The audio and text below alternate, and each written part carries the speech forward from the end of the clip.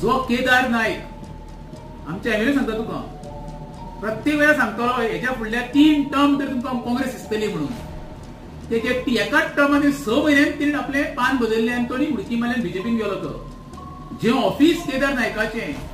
जो निवडून येयल्ले येना फुडें तेका इन्सिस्ट केलो की ते कार्यकर्त्यांनी काँग्रेसच्या लोकांनी अरे केदार बाब थंय काँग्रेसचे सिंबल लाय फोटो लाय तेन्ना तो आंग काडपाक तेन्ना लोकांक कळ्ळें हो जम्पिंग फ्रॉक जम्प करपाचो बीजेपीन म्हणून आनी तेणी ते शेवटी तेंच केलें तेंकां दिसता